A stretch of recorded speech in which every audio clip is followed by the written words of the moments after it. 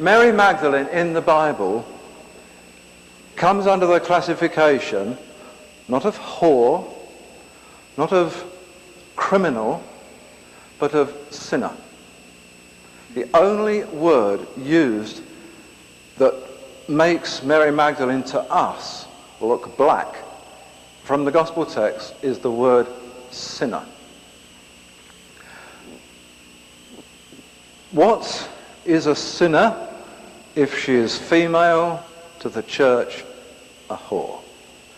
But the Bible didn't say that. What it said was that she was a woman out of whom went 7 devils. Now that again, it's like the 3-day rule and many things. Once we know the wording, we can determine from the Dead Sea Scrolls and other documents precisely what that meant.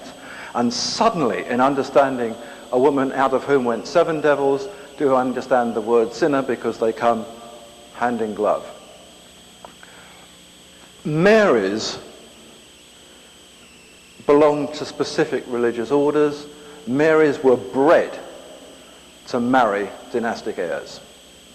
Elizabeths were bred to marry priestly dynastic heirs. Annas and Sarahs were bred to marry other dynastic heirs.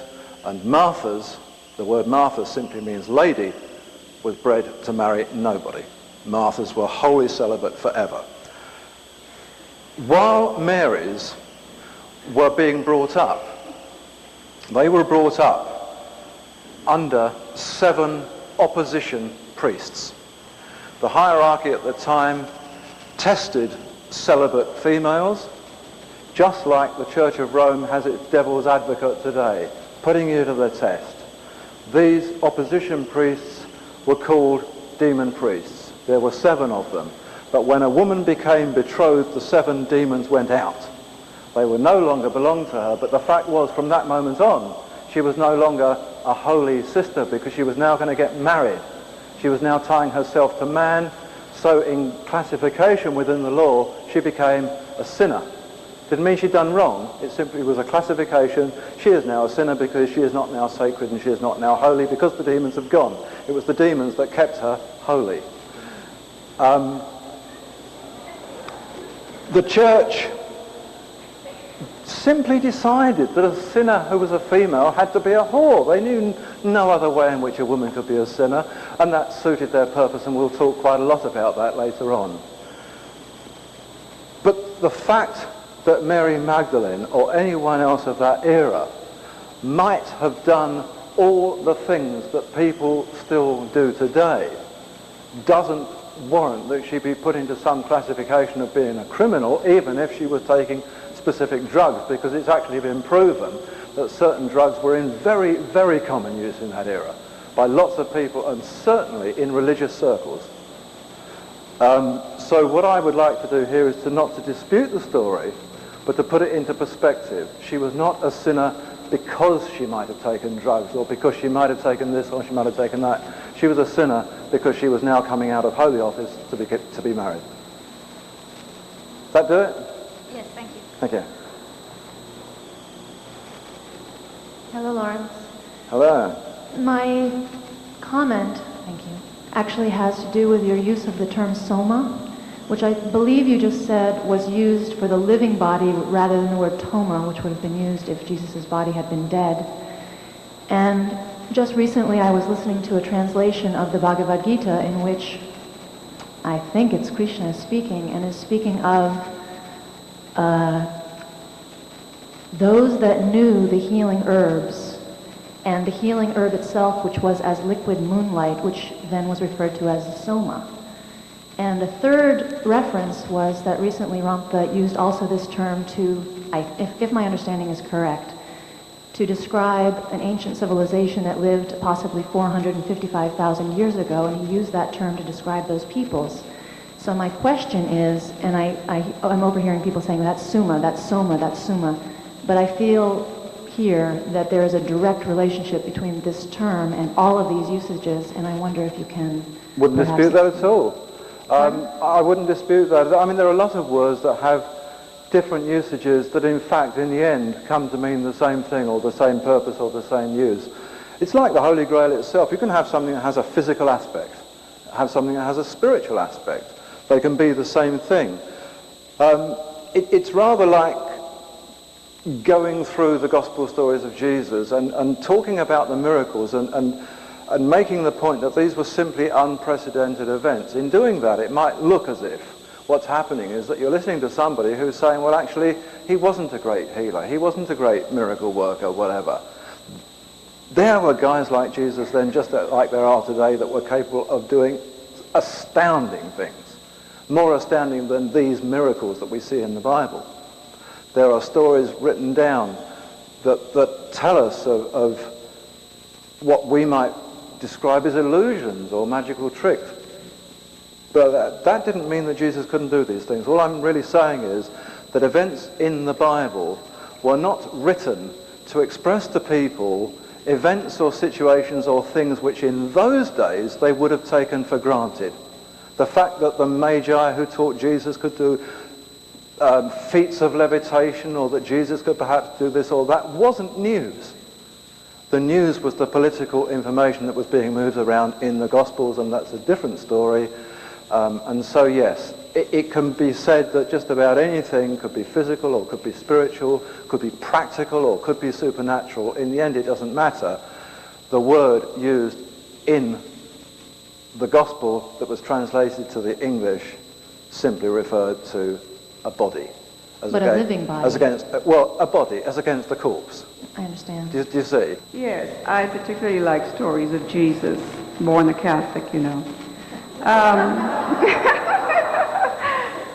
But I revered this person, and I built my life around that until I read the word Ramta. Jesus, especially Mary, when the announcement was made to her by an angel that she was to have such a son, where did it come from, and was that true? Yep. And that actually, the angel. Well, that's something that I will, is oddly enough, although it's slightly out of sequence, is something that I will refer to, because in dealing with the birth of Jesus' children, we can actually see what the story was relating to the birth of Jesus and what rules were broken that created the problem for Mary and Joseph. So I think probably best to tell you very shortly, I'll be dealing with that, and it will be quite close to the beginning of the second half. Yes, I don't think he ever died.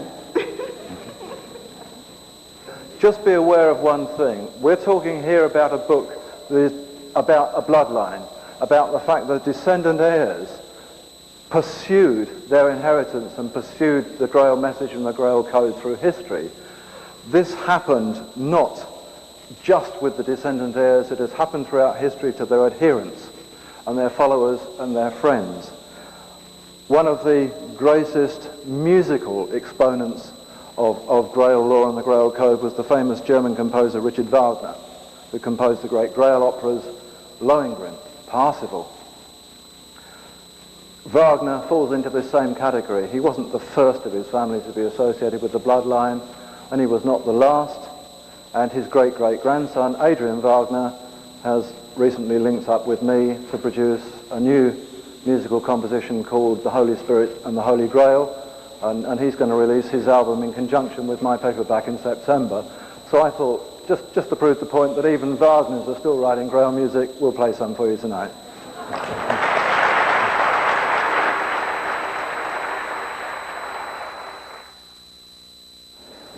Okay, as they say, the thick plottons.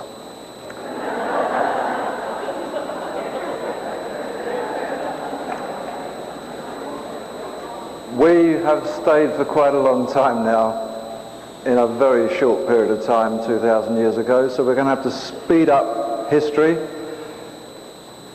and move through the next sequence more swiftly.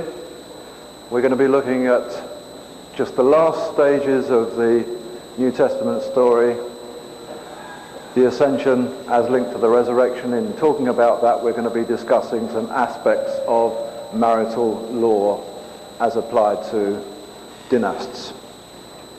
We shall set the scene not only for the heirs of Jesus, but also learn a little more about the birth of Jesus himself. So, crucifixion, resurrection. The resurrection of Jesus was not an important feature of the original Gospels, nor was it of great significance to the early Christians in Rome. One can walk, as I have done, the whole meandering length of the catacombs beneath the streets of Rome to find depiction upon depiction of Jesus, his life, his ministry, their drawings on the walls. There is not one single image of the crucifixion, the resurrection, or the ascension. And these were the Christians that followed St. Peter and St. Paul in Rome. This is not surprising because of the wholly symbolic and legal nature of the resurrection. It applied to death by decree. The third day rule was brought into operation. It was positively excommunication. It was a pretty normal thing. What was surprising was that Jesus did actually find a way to be raised under those circumstances. But it wasn't a big event in their eyes.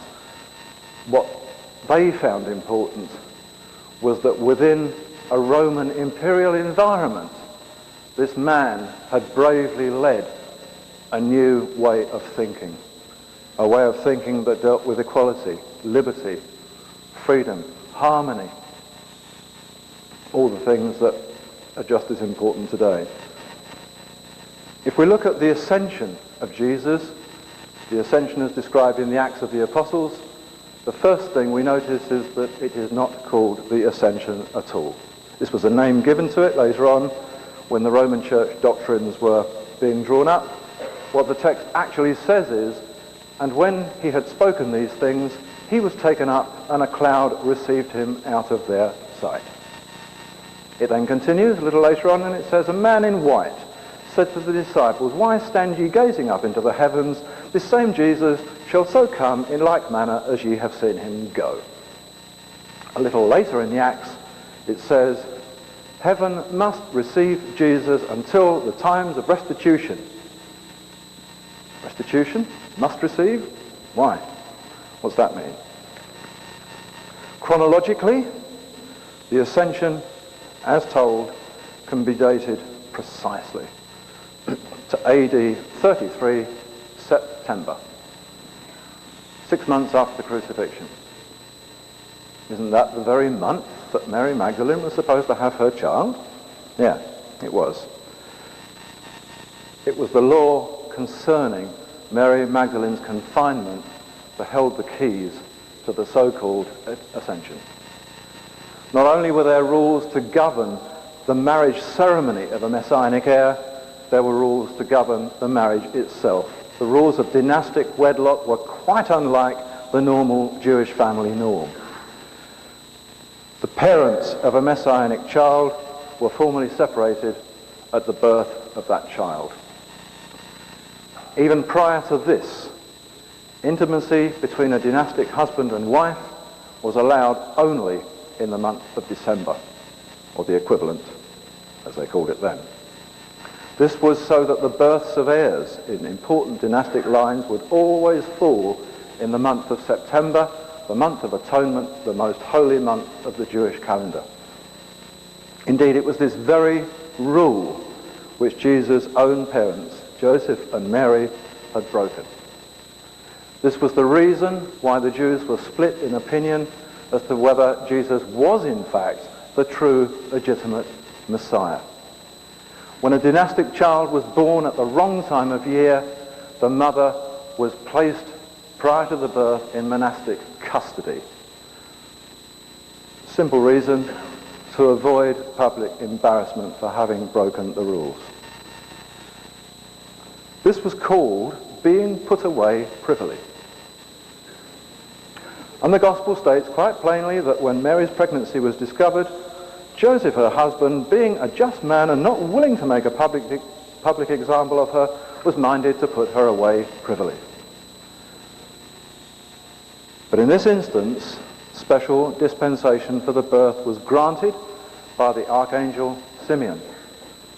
who at that time held the distinction of Gabriel, being the angelic priest in charge. The Dead Sea Scrolls, the Book of Enoch, other documents detail that the archangels of the era, archangels, chief ambassadors, were the senior priests at Qumran, and they retained the traditional Old Testament titles of Michael, Gabriel, Raphael, Sariel, etc. In the case of Mary Magdalene, however, her first child was properly conceived and born within the rules in September AD 33. From the moment of a dynastic birth, the parents were physically separated for 6 years if the child was a boy, and for 3 years if the child was a girl. Their marriage would only be commenced at the designated time of restitution. Jesus will return at the time of restitution. Meanwhile, the mother and child would enter the equivalent of a convent. The father would enter the kingdom of heaven. Kingdom of heaven. Mystery. Kingdom of heaven, like so many words that we use today, can have more than one meaning, but essentially based around the same thing. The word parliament is a good example. What is parliament? Is parliament the concept of the people who govern? This is the parliament? Or is it the building? The Palace of Westminster in London, that's parliament. So there are examples of the same definition being used for different things. Sometimes things had a physical dimension as well as a spiritual dimension. The kingdom of heaven was no different because the kingdom of heaven was essentially two things. It was physical, it was spiritual. But for one to exist, the other had to exist. The kingdom of heaven in its spiritual dimension is an awareness, a knowing, a consciousness. But there has to be a place of teaching. There has to be a place to develop this knowingness, a question of bringing it about. And this was done in the kingdom of heaven. So it was both things. The kingdom of heaven was the Essene High Monastery at Murd by the Dead Sea. When the Messianic dynast, on the birth of his child, was conducted to the kingdom of heaven, he was taken there by the angelic priests under the direction and supervision of the leader of the pilgrims. In the Old Testament book of Exodus, the Israelite pilgrims were led into the Holy Land by a cloud. Think of the symbolism, think of our stars and lepers and whatever. In accordance with Exodus imagery, just like the names of the angels, the scrolls tell us that Exodus imagery, Old Testament imagery, was used throughout, and the person who was called the leader of the pilgrims, who led the pilgrims, just like in Exodus, had a title, and that title was the cloud.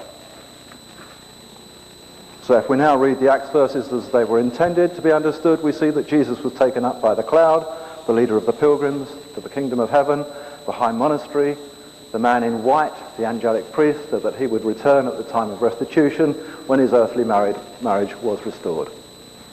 It made complete sense to the people at the time.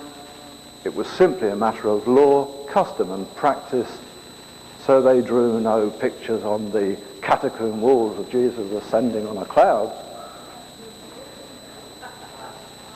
We can now look at St. Paul's epistle to the Hebrews, and for all of Paul's somewhat fanatical methods of teaching, and remember, Paul's fanatical methods of teaching to some extent had to be what they were in the early days. He was the first to be sent out into the imperial Roman domain.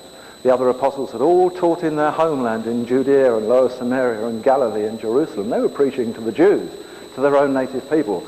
Paul was sent out into a world where there were pagan gods for every faction and every country, and these gods were born of virgins and had risen from the dead and had done so many things. So before he could get the message of Jesus across, His God had to have done all of these things and better. So the fanaticism was there. It was competition. One has to excuse Paul for that, and one sees as one progresses through his epistles and through the Acts, but although the resurrection, in the way that St. Paul taught it, was very important to start with, it diminishes and it's never mentioned again for the longest time. When we read St. Paul's epistle to the Hebrews, he is talking very straightforwardly and earthly about a straightforward event, about the ascension. He defines the ascension in some greater detail, and he explains how Jesus was admitted to the monastery when he previously had no entitlement to priestly office. He tells that Jesus sprang through his father Joseph in the Davidic kingly line of Judah, a tribe that held no rights to priesthood. This was the reason why the raising of Lazarus was a miracle. It was allowed, Jesus having no rights to priesthood. These rights were the prerogative of the tribe of Levi and the descendants of Aaron, not to the house of David. And so once more in the life of Jesus at the Ascension, Paul tells us that a special dispensation was granted. He wrote that for the priesthood being changed, there was made of necessity a change also of the law. As a result of this change in the law, it is explained that Jesus was enabled to enter the priesthood, to enter the kingdom of heaven in the priestly order of Melchizedek. And so in September AD 33, the first child of Jesus and Mary Magdalene was born. There is no reference to this child being a son at that time in the gospel entry, as there is for the two subsequent births, so we know that this child was a daughter, and we have that confirmed chronologically because Jesus' next physical appearance at the time of restitution is exactly 3 years later in AD 36. We then see, by studying the chronology, that in AD 37 a second child was born, and then another in AD 44. The period between the two births to the second restitution was 6 years, denoting that the child was a son. The fact is also conveyed by the use of cryptic wording, the same cryptic wording that applied to the first son that applied to the second son. We know that there were two boys here. We also need to know this from other documents, but I'm showing you how the Gospels actually tell us the story. In accordance with the scribal codes as detailed in the Dead Sea Scrolls, everything cryptic within the Gospels is set up beforehand with some other entry. And this perpetuated into the Acts of the Apostles as well. Once the codes and allegories are understood, they never, ever vary. The same thing means the same thing every time it's used, and whenever that meaning is required, it's used every time. Messages conveying information about fertility and new life are positively established in this way for those with ears to hear by the parable of the sower whose seed bore fruit and increased. Whenever births and deaths are dealt with in the latter Gospels and the Acts following the telling of that parable, the word bore fruit and increased are used. Similarly, the Gospels explain that Jesus from the outset was called the Word of God. John tells us at great length about this. And the Word of God was made flesh, and the Word of God, he came and dwelt amongst us. Jesus increased, that is to say, he had a son. The dates that those entries come chronologically in the Acts positively conform not only to the 3 and 6 year dynastic rules to the times of restitution, they also comply with Grail-related literature coming out of the Templar environment. Probably the most misrepresented book in the whole of the New Testament is St. John's book of the Revelation. Misrepresented by the church, that is, and not by the book itself. The book is quite unlike any other in the Bible. It is dubbed with terrible supernatural overtones. Its straightforward imagery has been savagely corrupted to present the text as some form of foreboding or prophecy of warning. But the book is not called the prophecy, is not called the warning, not called the foreboding, it is called the revelation. What does it reveal? Chronologically, The book of the Revelation precisely follows the Acts of the Apostles, and it is separated only because various epistles and letters have been put in between those two books to destroy the chronology. The book of the Revelation is in fact the continuing story of Jesus, Mary Magdalene and their sons, particularly their eldest son, Jesus the Justice. It follows his life, it details his marriage along with the birth of his own son. The much misunderstood New Testament book is not a foreboding, it is not a warning, it isn't even a prophecy, it is a revelation. Following the first century Jewish revolt in Jerusalem, the Roman authorities, under orders from General Titus, were reputed to have destroyed all records, public and private, concerning the lineage and family of Jesus. The authority to carry out the searches and the burning came directly from the emperor in Rome in AD 70. But as confirmed by historians, particularly by Julius Africanus of Edessa, later on the destruction was far from complete. Relevant papers were retained by family members who progressed the Messianic heritage from the Holy Land into the West. Papers also, before the temple finally fell to the ground, were hidden in the vaults, and they were unearthed by the Templars some centuries later, and they backed up everything that the early historians like Africanus had said. The inheritors were called the Despacini. It simply means heirs of the Lord. It's a Greek word. For centuries, the Despacini were pursued by Roman dictate to be put to the sword by imperial command. The affairs of the Despacini are recorded by Eusebius, the 4th century bishop of Caesarea. Earlier records confirm that their persecution by Rome was formally operative right into the 3rd century. Additionally, Africanus and others stated that messianic heirs remained socially active by way of a strict dynastic progression.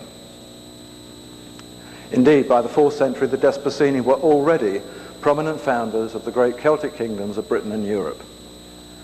Jesus, as we know, was referred to as the Christ, a Greek definition, has a number of allied meanings, but in essence, Christ, Christos, King.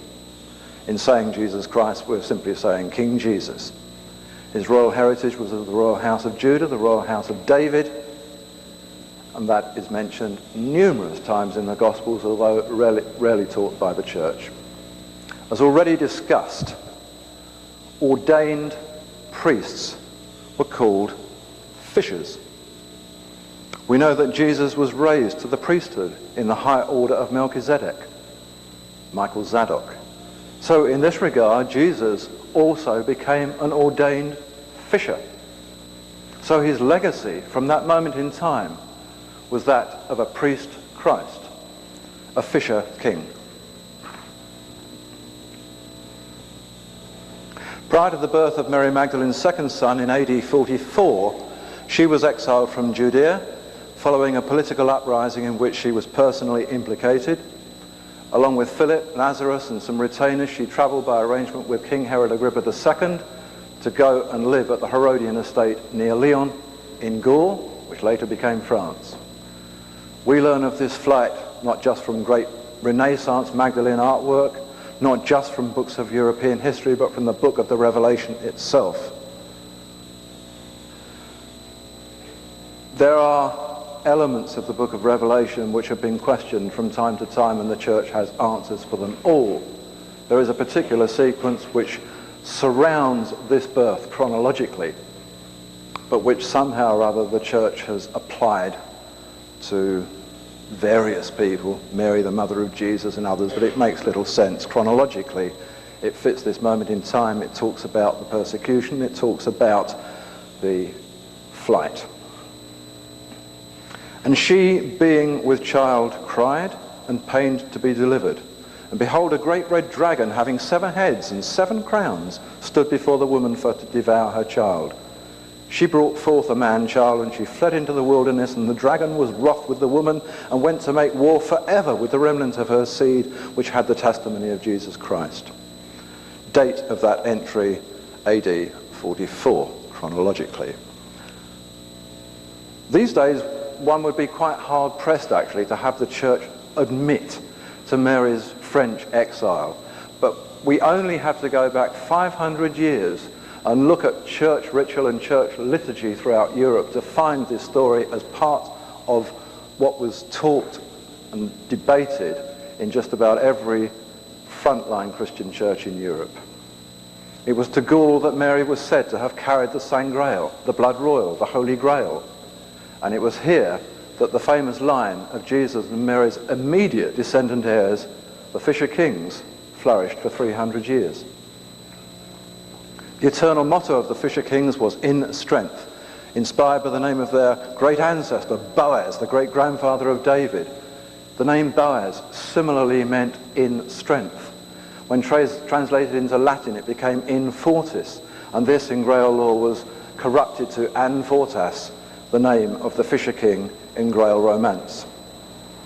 So we can now return to the Grail's traditional symbolism as a chalice containing the blood of Jesus. We can also consider graphic designs and artwork dating well back beyond New Testament times and the Dark Ages, and we can trace it back to about 3500 BC to find that the longest standing symbol of the female was a chalice or a cup. Its representation was that of the sacred vessel, the vas uterus, the womb. And so when fleeing into France, Mary Magdalene carried the Saint Grail, the Holy Grail, the blood royal, in the sacred chalice of her womb, just as the book of the Revelation explains. And the name of this second son was Joseph. The equivalent traditional symbol of the male was a blade or a horn, usually represented by a sword or a unicorn. In the Old Testament's Song of Solomon and in the Psalms of David, the fertile unicorn is associated always with the kingly line of Judah. It was for that very reason that the Cathars of Provence and the mystic used the mystical beast to symbolize always the Grail bloodline. It was for this same reason that it became emblematic of the Grail bloodline and was used by the Desposynic House of Stuart, who took the emblem into Scotland. Mary Magdalene died in Provence in AD 63. In that very year, as a memorial to the Messianic Queen, Joseph of Arimathea built the famous chapel at Glastonbury in England. This was the first above-ground Christian church in the world. In the following year, their senior son, Jesus the Justus, dedicated this chapel to his mother. Young Jesus had been there before with Joseph of Arimathea, documented in AD 49. One often hears stories about young Jesus in England with Joseph of Arimathea. These stories actually were the inspiration for William Blake's song, Jerusalem, and did those feet in ancient time walk upon England's mountains green. Jesus in AD 49? No, Jesus the younger in AD 49. Joseph of Arimathea was none other than Jesus Christ's own brother, James. His title had nothing whatever to do with a place name. Arimathea never, ever existed. The title was an English corruption of the Greco-Hebrew style Rama Theo, meaning divine highness, or royal highness as we would define it today. Since Jesus was the senior messianic heir, the Christ, Christos, or king, his younger brother was the crown prince, the royal highness, the Rama Theo. In the Nazarene hierarchy, the crown prince always held the patriarchal title of Joseph, whatever his baptismal name. Just as Jesus was a David and his wife had to be a Mary, the crown prince James was also Joseph of the Rama Theo, the high prince, the divine highness. This is why it was no surprise to Jesus' mother, Mary Magdalene, any of the women, that Jesus was to be placed in the tomb of his own brother. In the 5th century, Jesus and Mary's descendant, Fisher King Pharamond, a very famous king in French history, married Princess Argota of the Sicambrian Franks. And from them a whole new reigning dynasty emerged, and they were the noted Merovingian kings who founded the French monarchy. They introduced into France the fleur-de-lis, the ancient Jewish symbol of circumcision, and it became the French royal emblem and remains so today. From the Merovingian succession, another strain of the family established a wholly independent, specifically Jewish kingdom in southern France, the kingdom of Septimania, the region that we now know as the Languedoc. And the early princes of Toulouse, of Aquitaine and Provence were all descended in the messianic bloodline of the Holy Grail. Septimania was granted under deed to the royal house of David in 768. Prince Bernard of Septimania later married a daughter of Emperor Charlemagne. Also, from the Fisher Kings came another important parallel line of succession in Gaul. Whereas the Merovingian succession perpetuated the patrimonial male heritage of Jesus, this other line perpetuated quite separately the matriarchal heritage of Mary Magdalene, a female line of dynastic heiresses. And they were the dynastic queens of Avalon in Burgundy, and they were the house Delac, meaning of the waters, a style granted to Mary Magdalene in the early days when she voyaged on the sea to Provence.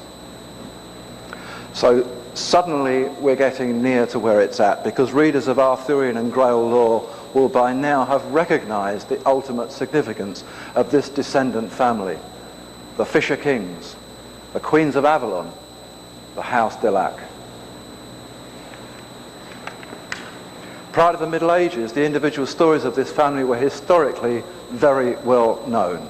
But when the church began its reign of fanatical persecution, the Great Inquisition, the whole Nazarene and Desposenic heritage was forced underground. Why? The onset of the Inquisition, because the High Christian Church was very suddenly embarrassed at that time by the greatest religious monuments ever to grace the skylines of the Western world. Suddenly there appeared before their eyes the great Notre Dame cathedrals of Europe. But despite their present-day image, these impressive Gothic cathedrals had nothing whatever to do with the established Christian Church. They were funded and built exclusively by the Knights Templars, who in 1128 had returned from Jerusalem with a wealth of written material that had been hidden away during the 1st century, information, documented, genealogical accounts of Jesus and his family, and the true facts of the crucifixion and the resurrection.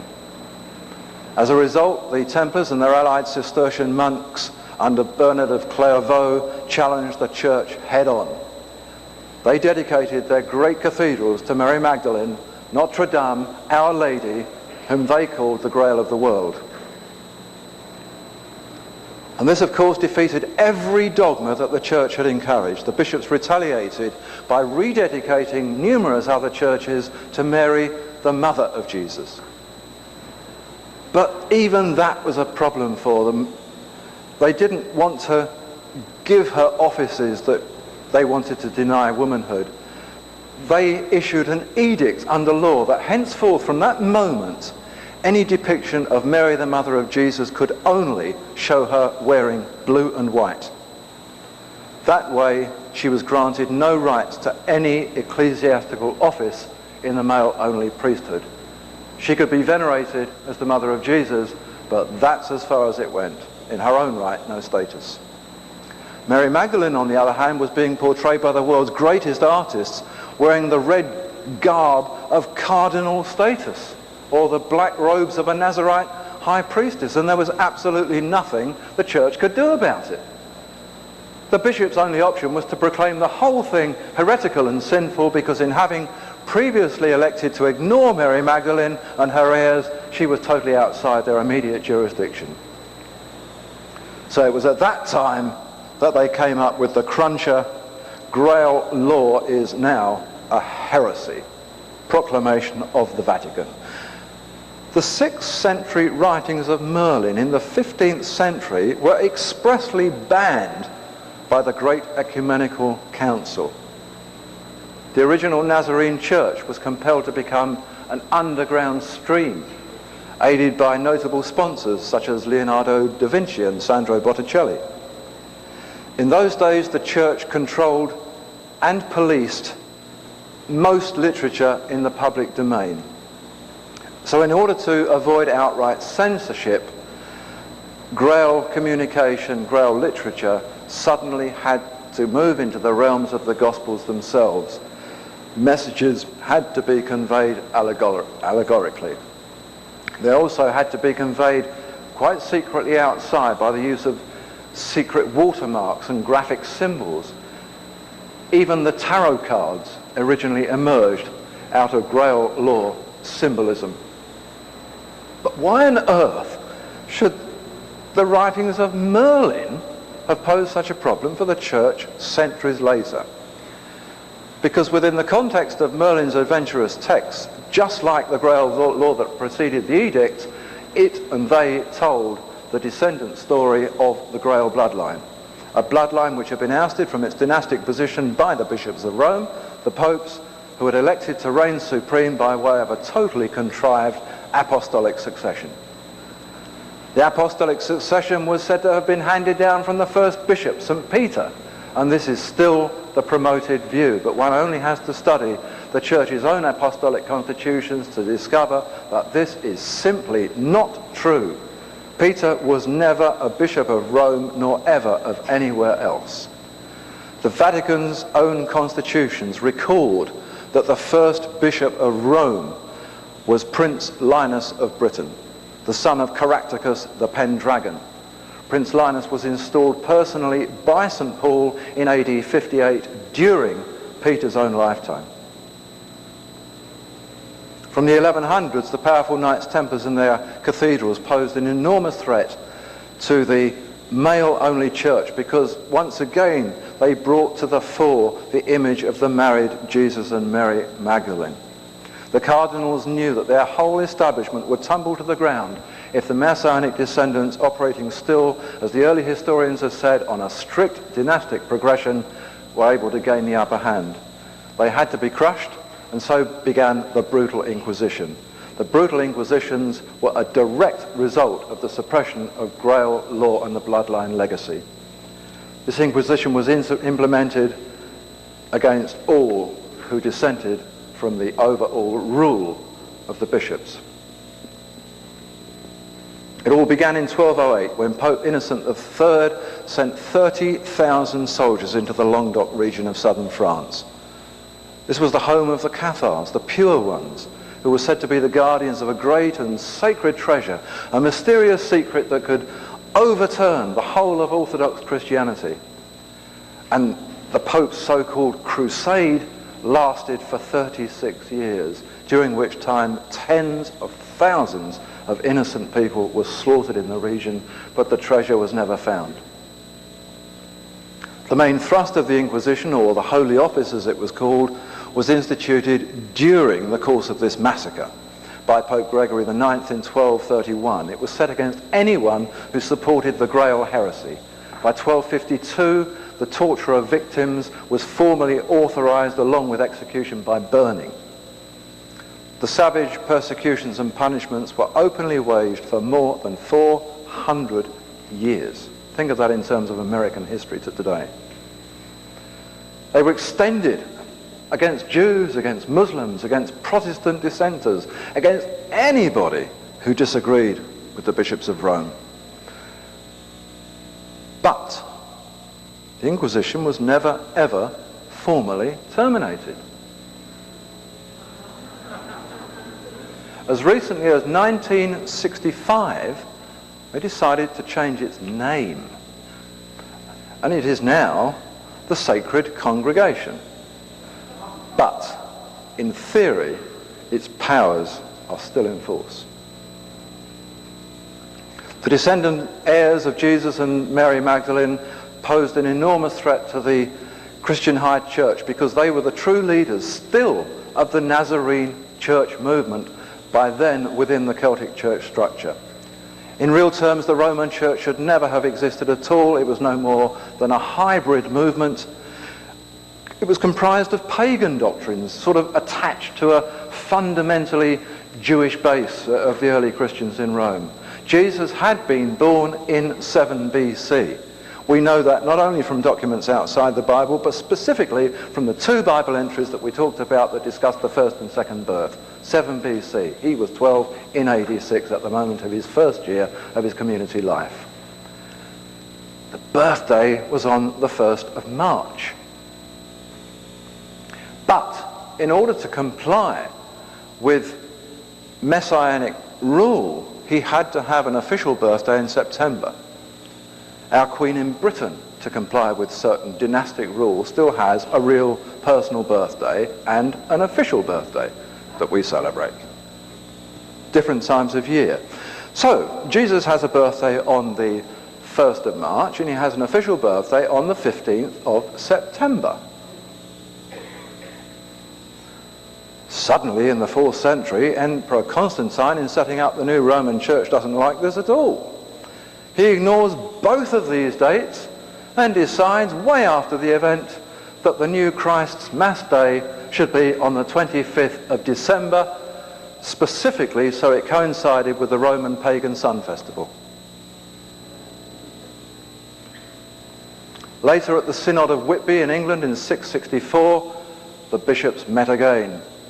The Great Synod. They at that time expropriated totally the traditional long-standing Celtic festival of Easter, the goddess of spring and fertility. They gave it a whole new Christian significance. Nobody who was a Christian before 664 had ever heard of Easter being anything to do with Christianity, certainly not anything to do with crucifixions or resurrections, but from 664 it was changed. The goddess of spring was out of the door, and suddenly we have a new Christian festival. And moreover, the Celtic festival date was very close to the Jewish Passover, so they changed the date as well. So Christianity as we know it has actually evolved as a composite religion. It's actually quite unlike any other major religion today. If Jesus was the living catalyst of this religion, then Christianity should and must rightly be based on the teachings of Jesus himself. Is not Islam based on the teachings of Muhammad? But Christianity has never been based on the teachings of Jesus. Certainly not taught as a fair-minded social ministry with people as its benefactors.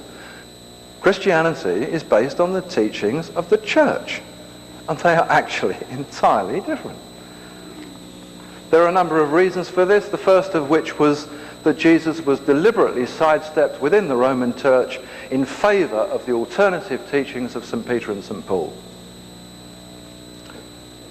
The teachings of St. Peter and St. Paul are not only documented in the Roman Christian annals of the early years, they're also talked about at length in the Nazarene and Celtic church annals.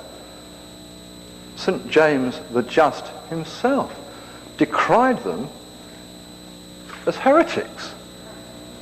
The first person ever to claim that the Roman Church was heretical.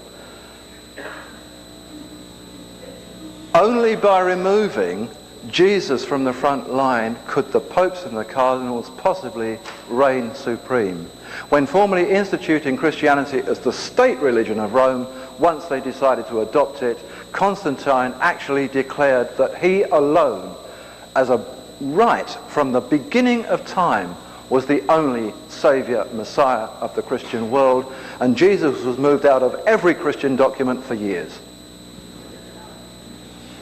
He came back when the Trinity debate began, because there was this mythical son to suddenly put in position. The only way for the Roman Church to restrain the heirs of Mary Magdalene was to discredit Mary herself and to deny her bridal relationship with Jesus. But what of Jesus' brother James? He too had heirs, as did their other brothers, Simon, Joseph and Jude, And I've had so many people say to me, where on earth do these brothers come from? They come from the Gospels and every other document. They're listed, they're mentioned, they're talked about. Yes, he had brothers, and the Gospels specifically refer to Mary just about every time when they're talking of Jesus as Jesus being Mary's firstborn son. Anyway, Mary's motherhood itself had to be repressed. She was a virgin, Mary Magdalene was a whore. Neither of these descriptions was mentioned in the Gospel, but there was actually another problem, because if Mary was a virgin, then she couldn't have actually been quite normal either. So we have to actually sort her out. So we've knocked Joseph out of the picture, but what about Mary's documented father? We'll cross him out of the Gospels. In fact, we'll actually cross her mother out of the Gospels as well. And this didn't happen until very late in time. And then quite suddenly, only a couple of hundred years ago, they thought of the idea. 200 years ago, roughly. Mary was herself born by Immaculate Conception. Great, got it. So the Pope said this, and the Pope is infallible, and that's it. No way out. She's born of Immaculate Conception, she's a virgin, and that really cements the whole thing. Mary Magdalene, she's a whore, she's out of the window. Heirs? Can't be heirs. So that was it. And over the course of time, you know, I mean, these doctrines, contrived doctrines, have had an enormously widespread effect. In the early days, it was much more difficult to sort of cement the ideas in people's minds, because they actually knew the truth. They still were reading documents that told them the original story. The original women of the Nazarene mission had a significant following in the Celtic Church for ages. Women such as Mary Magdalene, as Martha, as Mary Jacob Cleopas, and Helena Salome, and Joanna and others, had disciples that ran on for centuries the same schools that were founded by these women in the first century. They had run social missions throughout the Mediterranean world, and these schools still existed. These women had all been disciples of Jesus. They had been close friends of Mother Mary, and they had actually accompanied her to the crucifixion, as the Gospels tell us. The Church's only salvation really was to deny women altogether. To deny them not only rights to ecclesiastical office, but to deny them rights to any status in society according to church doctrine and church law. Hence, the church actually formally decreed in the 17th century, and we're moving on in time now, that all women are heretics and sorceresses. Interesting new one, that. Sorceresses.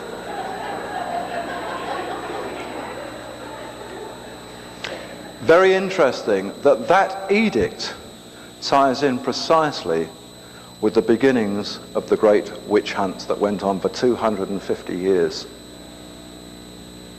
And the very strange trials and testing that went along with witch hunting. We have to throw you into the water, I'm afraid. If you drown, it proves that you weren't a witch. That's fine. If you don't drown, it proves that you are, so we'll burn you. The witch hunt records actually, in the end, accommodated men and were actually used to sort of circumvent political trials, because they got round the law. You could execute people on the spot. But essentially, when you look at the early dictates to the so-called witch-finder generals in the field, they were designed strictly against women, because only women could really be sorceresses, and if men were caught up into it and finally had to be persecuted and executed, that was only because they'd fallen victim to the sorcery of women. And in this, the church bishops were aided by the words of Peter and Paul, and on the basis of their teachings, the church was enabled to become wholly sexist. In his epistle to Timothy, Paul had written, "I suffer not a woman to teach, nor to usurp any authority over the man, but to be in silence." I tried saying that to my wife. Doesn't work. In the Gospel of Philip, Peter is recorded as saying, women are not worthy of life. But Rome came up with a great one. They rewrote the Last Supper in an official document and contrived a conversation between the apostles that was never mentioned in any gospel. Hundreds and hundreds of years later, they wrote that there was a conversation. And the conversation was, why is it that Mary Magdalene isn't mentioned in the Last Supper? Wouldn't she have been there? Well, says Martha, she was actually, but Jesus saw her laugh and he threw her out because she wasn't serious. So women are not only sorceresses, they're silly.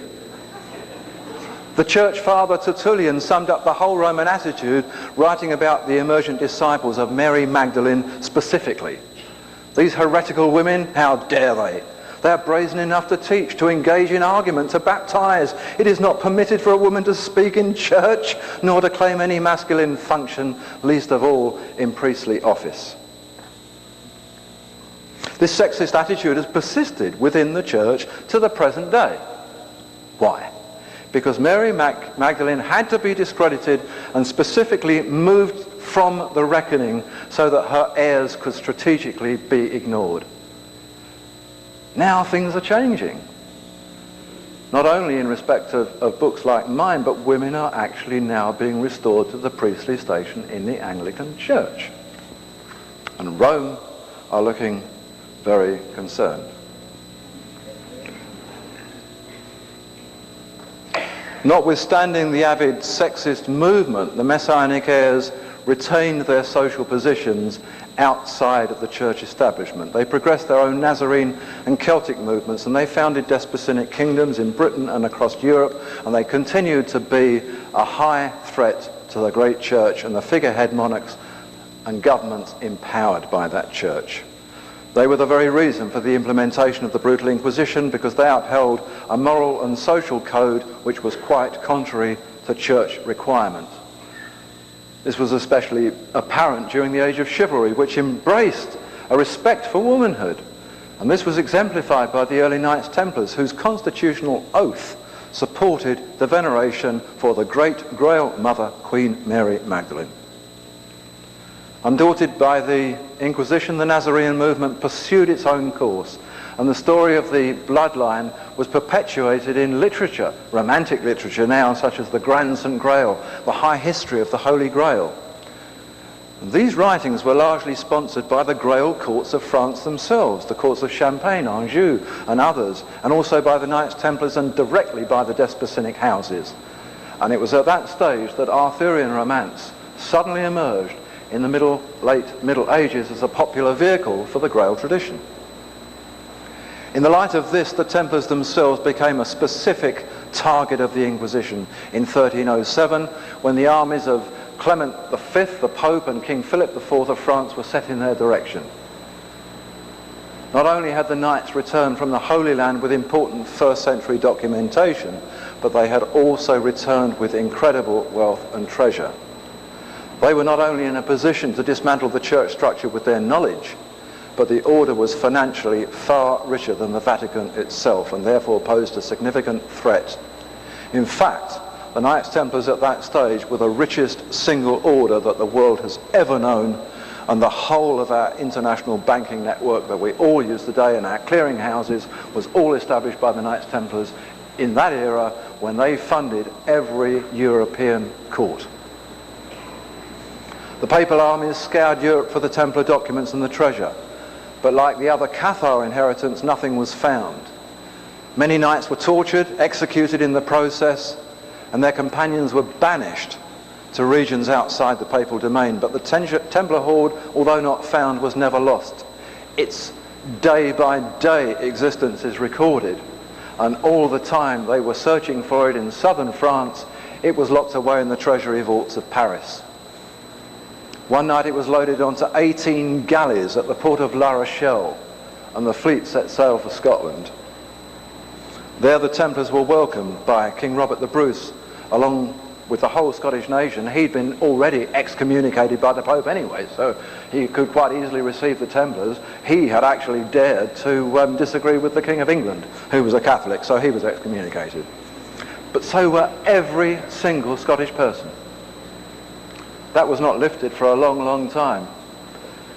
In fact, the people forgot it happened in the first place. It wasn't until it was reinstated that they thought, oh yes, we're excommunicated. We didn't know that. So it wasn't important.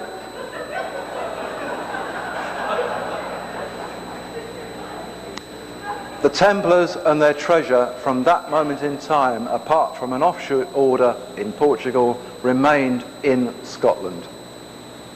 The Templar treasure today remains in Scotland. The knights fought with Robert the Bruce at Bannockburn in 1314 to regain Scotland's independence from Plantagenet England.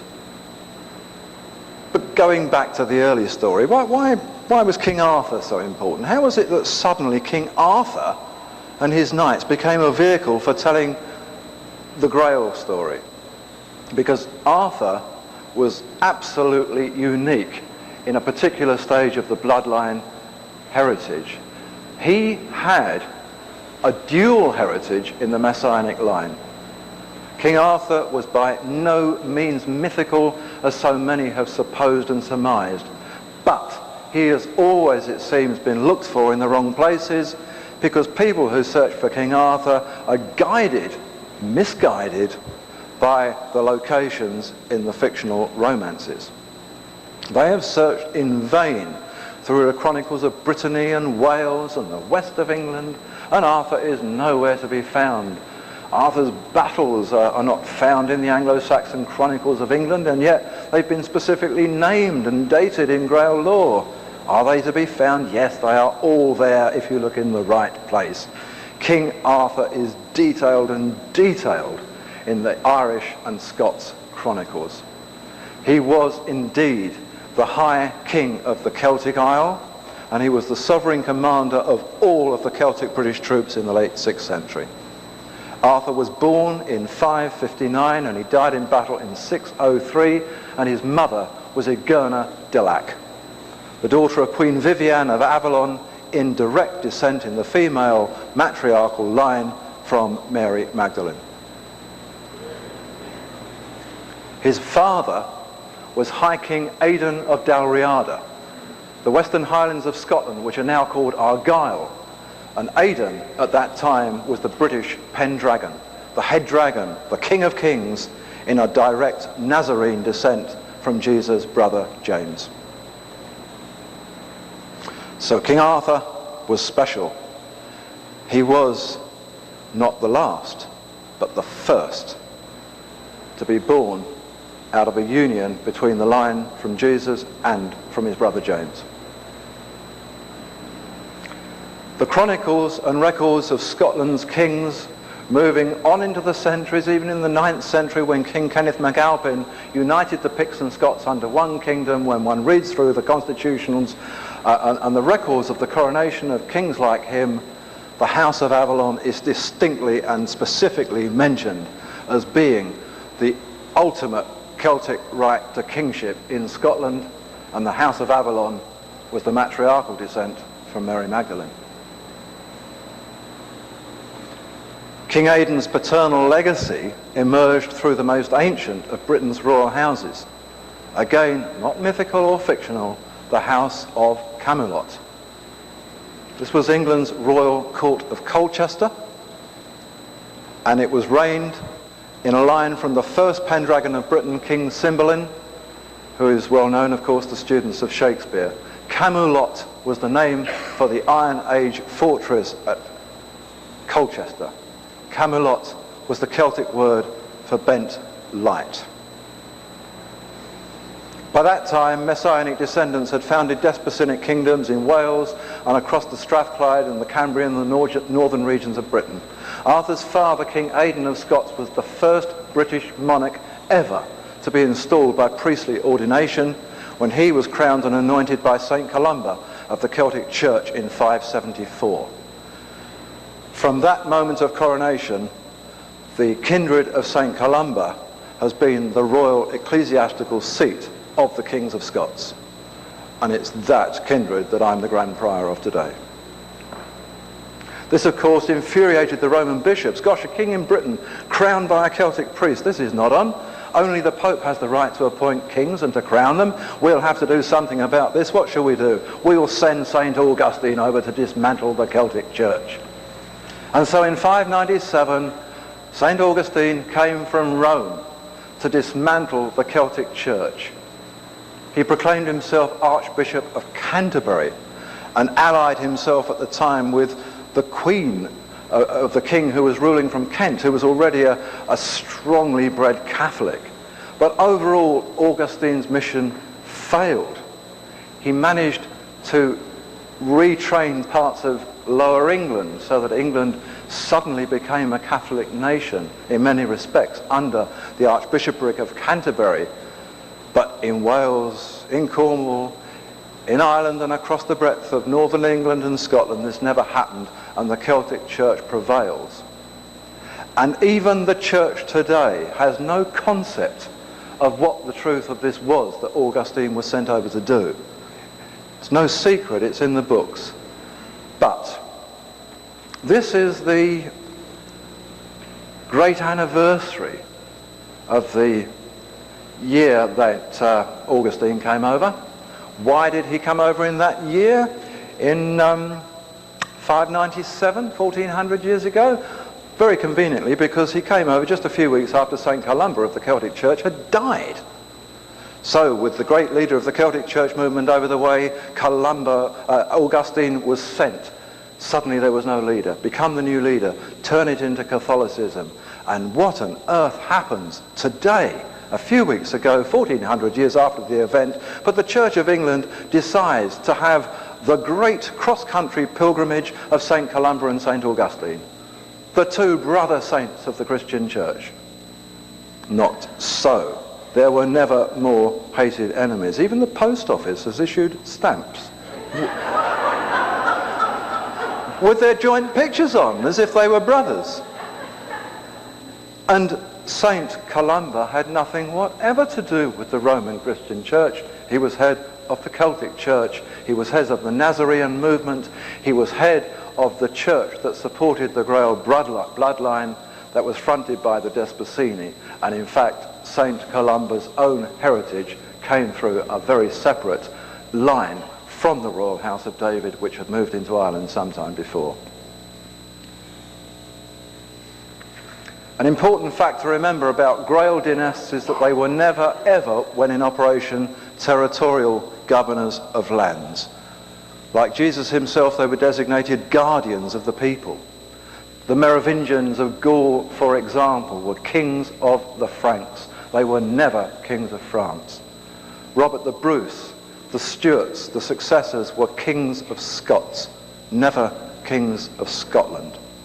And it was this implicitly social concept which the High Church found so difficult to overcome, for the bishops preferred to have dominion over territorial kings, while the people's senior lord and master was supposed to be the Pope.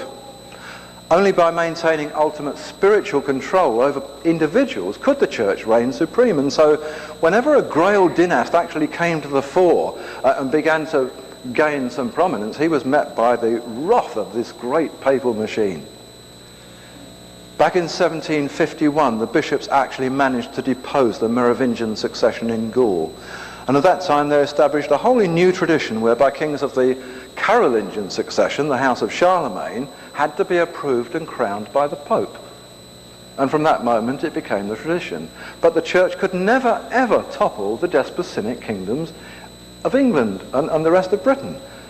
Parts of England have been dismantled by Germanic Anglo-Saxons by force of arms, but the Church never actually managed to dismantle it, certainly not in Scotland in the longer field of time. Even by the Middle Ages, long after the Norman conquest of Britain, the Nazarene Church and the cult of Mary Magdalene, this was a big cult, for want of a misused word today. The following of Mary Magdalene right up to the 15th and 16th century was enormous in Britain and Europe. Women's rights of equality at that time, as recorded, were still predominant within the Celtic Church structure. The Nazarene rules were still obeyed. There were women high priestesses. and the church hated it. The underlying principle of the Grail monarchs was always one of service, and we get back now to the Messianic code established by Jesus. The true Grail dynasts were kings. They were guardians of their realms. They never ever ruled. This key aspect of the Grail code was perpetuated at the very heart of nursery tale and folklore. Never ever in any story that you have ever read did a valiant cardinal or bishop rush to the aid of a damsel in distress. Or an oppressed subject. This has always been the realm of the Grail princes and their appointed knights. The Grail code recognizes advancement by merit. It acknowledges community structure, but its rule is entirely democratic. So whether apprehended in its physical or its spiritual dimension, the Grail belongs to leaders and followers alike. It belongs also to the land, it belongs to the environment, and it requires that all should be as one in a common, unified service.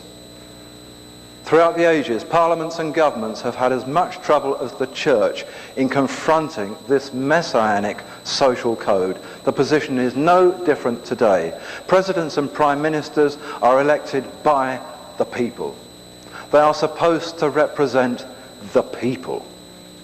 Do they? In actual fact, they don't and they can't, because presidents and prime ministers are always affiliated to a political party. They achieve their positions by way of majority party vote. When it comes to wider scale elections in the bigger domain, not everybody takes the trouble to vote. Sometimes there are more than two parties to vote for at any given time, as now, here and back in England and Britain. More than half the people of the country are not represented by the political party in power. So in this regard, whether they're good or bad at their government, even though the majority vote principle has sort of been applied but not worked, the democratic principle itself fails, because there are more people that did not vote for you than did. So what emerges, as we said right back at the beginning, is that we see not government by people for the people, but simply government of the people. Now Jesus confronted a very, very similar situation to this way back in the first century. At that time, Jerusalem and Judea were under Roman occupation. King Herod, the governor Pontius Pilate were both appointed by Rome. But who represented the people? The people were not Romans. They were Holy Land Jews, Pharisees, Sadducees, Essenes and the like. Apart from that, there were large numbers of Samaritans and Gentiles, the non-Jews. Who on earth represented all these people? The answer actually is no one, until Jesus made it his social mission to do so. This was the beginning of the non-affiliated code of princely service, a code perpetuated to this day by messianic dynasts in their continuing role as common fathers to the people. The Grail Code is based on the principles of liberty, fraternity, and equality. It was particularly apparent in the American and French revolutions, both of which discarded the lordship of despotic kingship and aristocracy.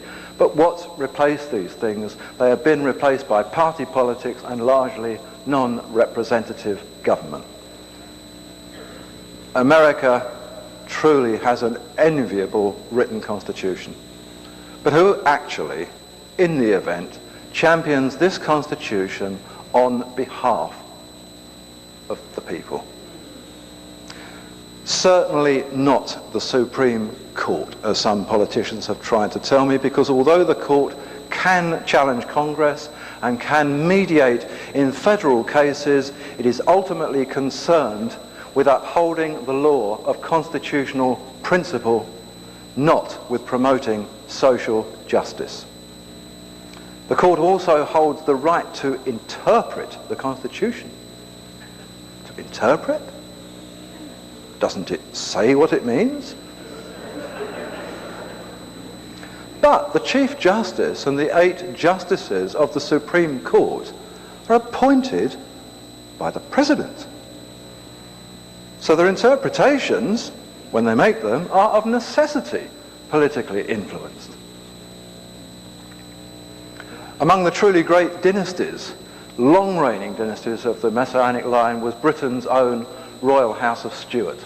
Like King Arthur, this succession was special, and this was the second time in history that it was really special because they had a dual Messianic descent. They descended from Jesus and Mary Magdalene by way of the Merovingian Fisher Kings, and from Jesus' brother James by way of Arthur's own father, Aidan the Pendragon. Of Kings of Scots from 1371, the Stuarts became Europe's historically longest ever reigning house. In their early years, they founded numerous state-funded hospitals. They founded colleges, universities. They introduced, back in the 1400s, the first minimum wage scales in Europe. But from 1603, they fell victim to a plot by the English politicians who had long sought to gain control in Scotland. At that time, the Scottish crowns were united. But just 85 years later, after all of this happy reign in Scotland, the Stuart dynasty was deposed and sent into exile. Why? Because they claimed affinity to God and the nation before Parliament, the Church, and the English aristocracy. In 1687, the Stuart King, James VII, had issued a lengthy declaration for liberty of conscience. This declaration by the King proclaimed that every citizen in the realm, whether Protestant, Catholic, Jew, Quaker or whatever, had the right within that realm to worship openly according to conscience. And for this alone, James was persecuted and deposed by the English church aristocracy, who attested that people have no such right of individual choice. Various acts of parliament were then put into place in Britain so that future monarchs could exist only by consent of the government and the Anglican Church. They were rendered virtually powerless, as they remain today, because the acts are still in force. Subsequently, the German Elector of Hanover was installed as King George I, and this was a brilliant move because the politicians knew this would be good for them, because King George, who reigned for 13 years, could not and never could speak or write a word of English. Apart from about 10 months in that 13 years, he spent all of his time in Germany. So the result of all this is that in Britain today we have Protestants, Catholics, Jews, Quakers, Muslims, Hindus, Buddhists, you name it. We have them all, but the Parliament is strictly Anglican and the monarch is the head of the Church of England.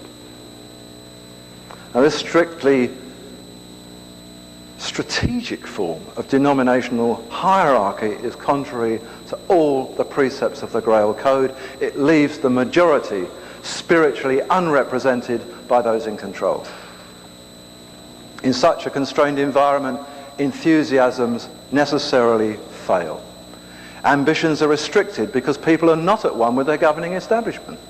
Hence the social ethic that binds a nation together towards any common goal is completely lost. Community flounders in a state of uncertainty. Without the advantage of a written constitution, Britain's monarchy is a parliamentary monarchy, not a constitutional monarchy as in other European countries.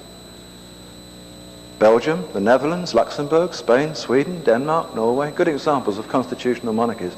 A great example of a constitutional monarch acting on the people's right occurred very recently in Belgium. King Albert spoke out publicly during the scandal of the paedophile network. He announced that certain high-level officials were actually involved with the ring. The government press in Britain and Europe immediately retaliated, saying that he should keep his opinions to himself, at which over 300,000 people took to the streets of Brussels to support their king. As a result of that, numerous judges, police chiefs and politicians were sacked, disgraced and criminally charged because King Albert, acting on behalf of his people, was correct.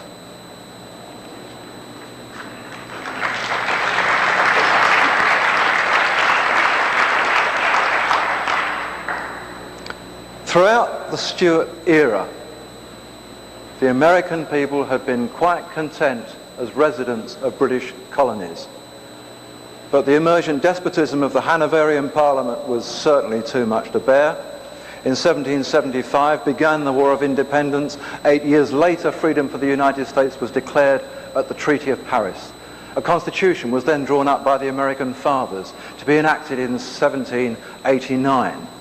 The original model for this constitution was actually Scotland's own 1320 Declaration of Arbroath.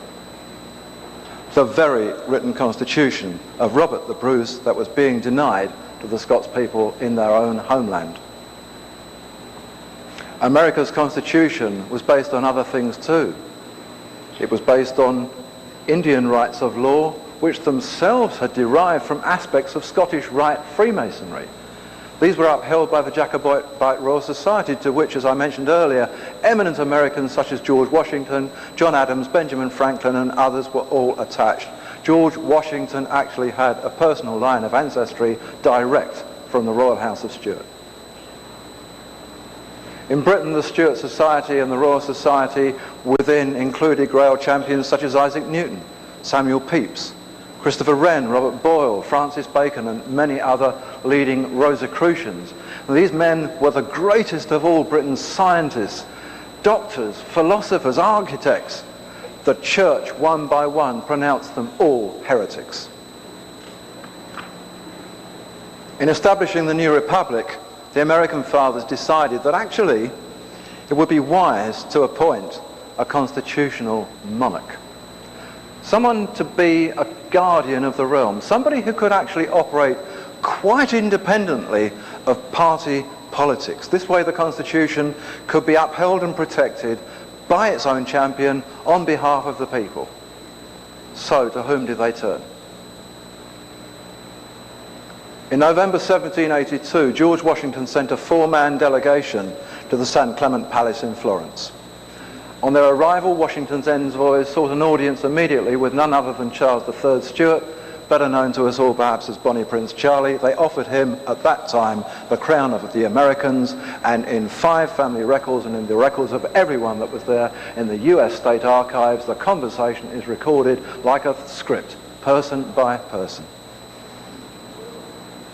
Only 36 years before, Prince Charlie had failed to regain the crown of Scots from the Germanic rulers in Britain. But when the Scots families had emigrated from their own country in tens of thousands after the Battle of Culloden, a great many found their way to America. Today, there are more Scots in Los Angeles, New York City and North Carolina alone than there are in the whole of Scotland. These Jacobite families not only fled to North America in the 18th century, but they were largely instrumental in promoting the concept of American independence. They had not managed to defeat the Germanic House of Hanover at home, but here was another chance. They helped, and this time the campaign was successful. At the time of George Washington's invitation, Prince Charles Edward had applied to the Pope for a divorce. He had no legitimate heir.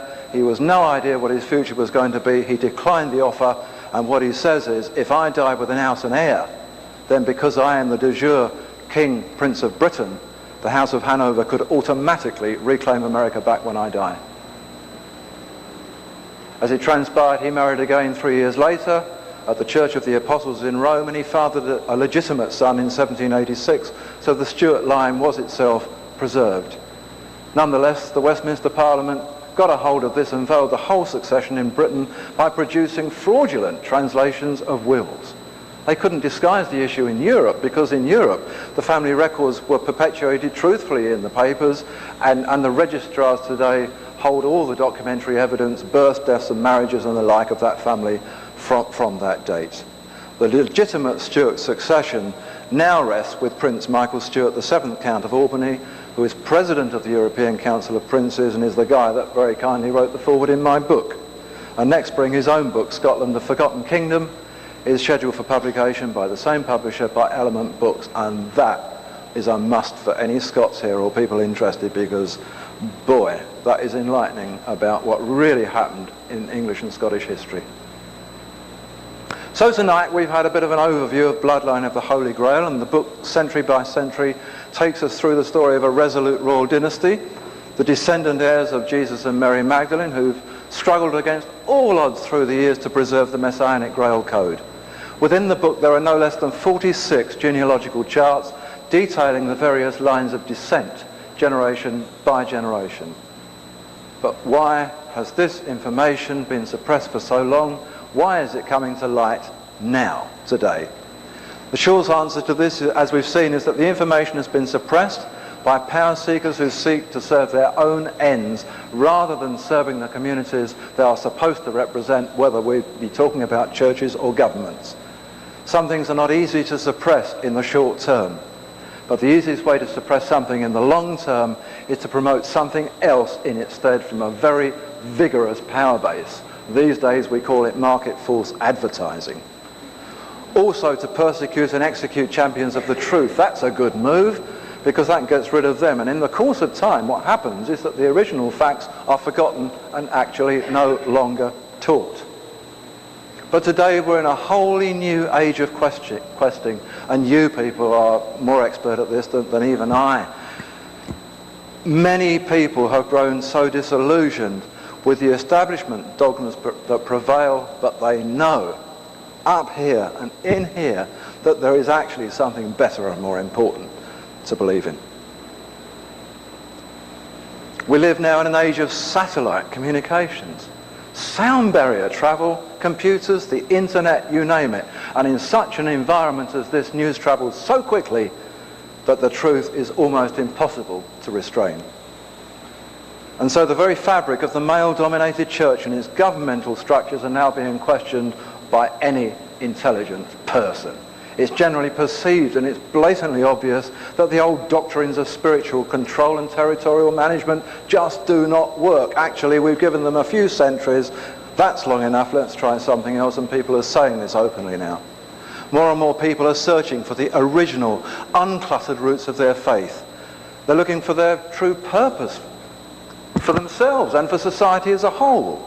They're looking for a more effective forms of administration to combat the all too apparent slide that we're seeing into a general social and moral decline. What they're questing for is the Holy Grail. The quest for new enlightenment is considerably heightened now as we approach the new millennium. There's a widespread feeling that this millennium gives us a baseline on which to perhaps pin a new renaissance. An era wherein the precepts of the Grail Code can perhaps be practiced and acknowledged, the precepts of proper liberty, fraternity and equality. Because the word renaissance means rebirth. The word rebirth means resurrection. But there's an ordinance which governs this resurrection, and it's governed this resurrection for the last 2,000 years, and Grail law has said it loud and clear for centuries. Only when the wound of the Fisher King is healed will the wasteland return to fertility. That is the only time, it tells us, when we can really expect the true spirit of the Sang Grail to return. Well, I'll finish the formal talk there and have a few more questions, because I've missed out a lot historically. It's all in the book, and you'll find it when and if you read the book. But if there's anything obvious that springs to mind now, I'll take questions. Before I do that, I will make an announcement. There has come to my attention that a large number of the American edition, A Bloodline of the Holy Grail, has a page missing. Nobody knows how it is even possible, because it is produced from the same computer disk that every other edition came from. But page 274 refers you to the chart on page 274. And page 273 has nothing on it at all. There is a chart missing on page 274. Greg Simmons has a copy of that chart, and they will be made available to anybody that wants copies of that chart through the bookshop. I can only apologise for elements.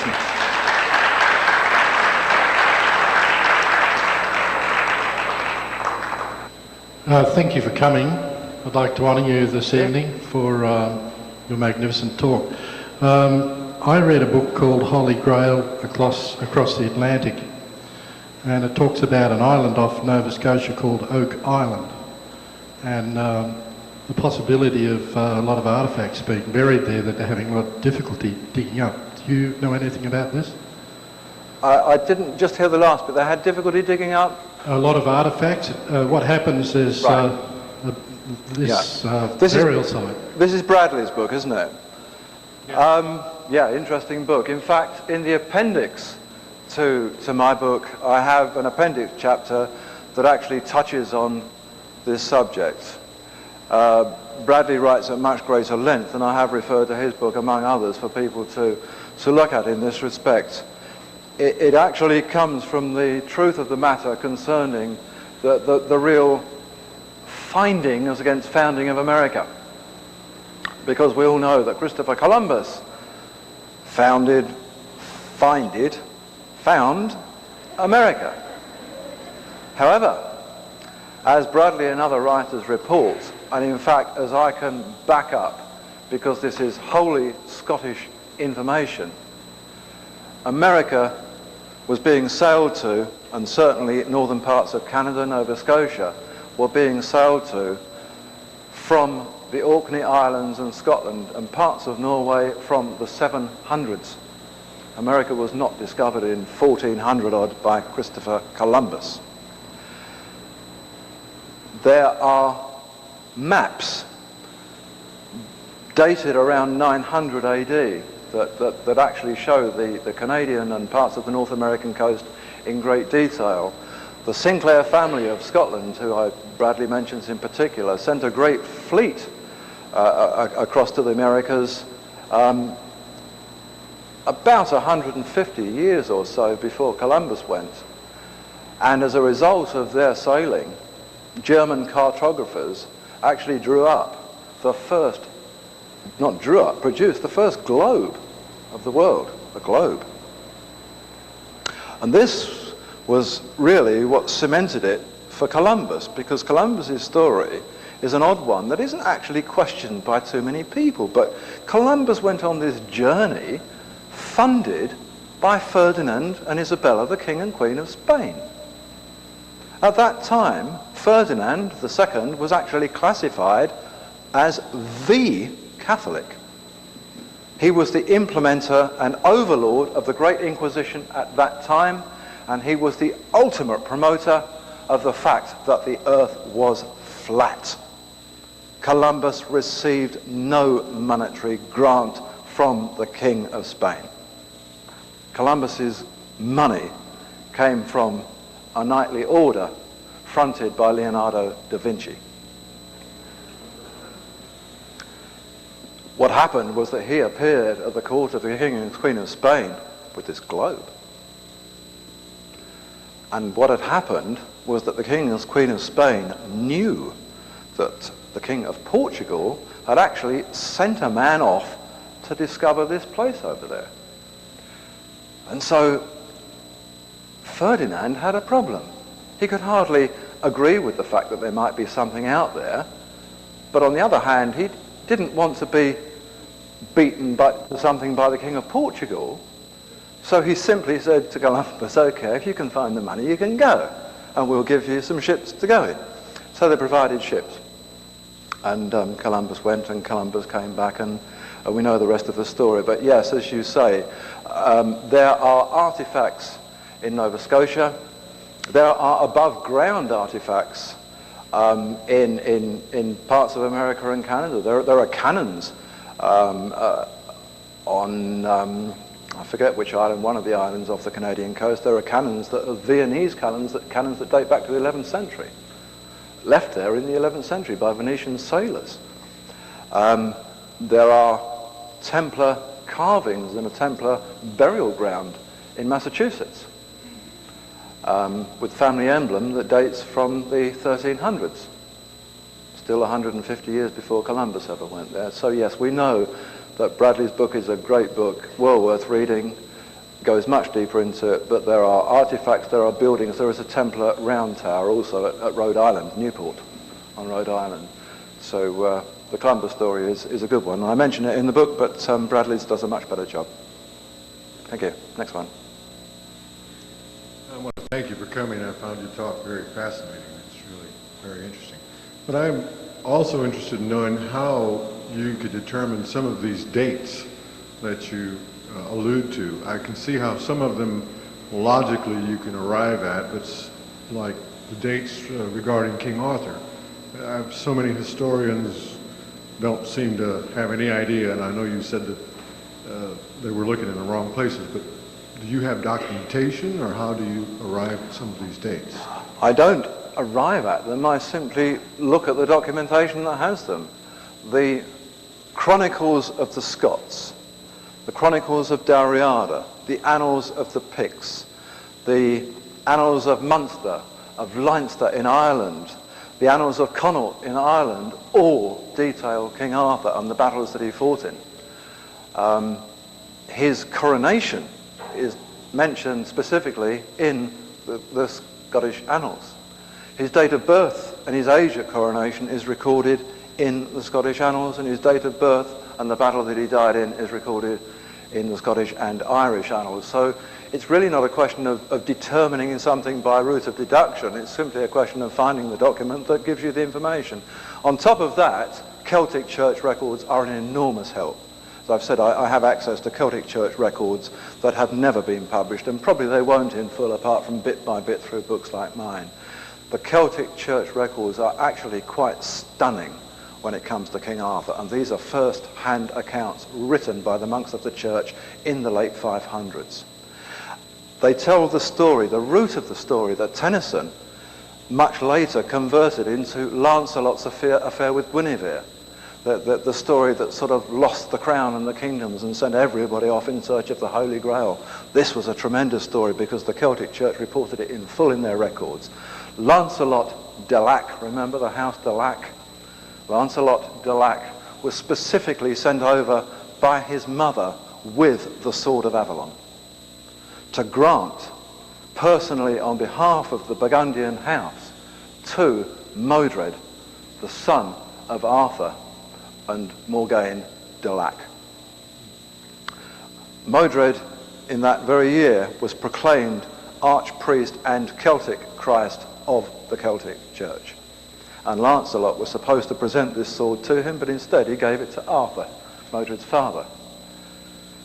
Now, we now move into realms which may be called symbolic or mythical, but what happened was that from that moment Arthur began to lose all his battles.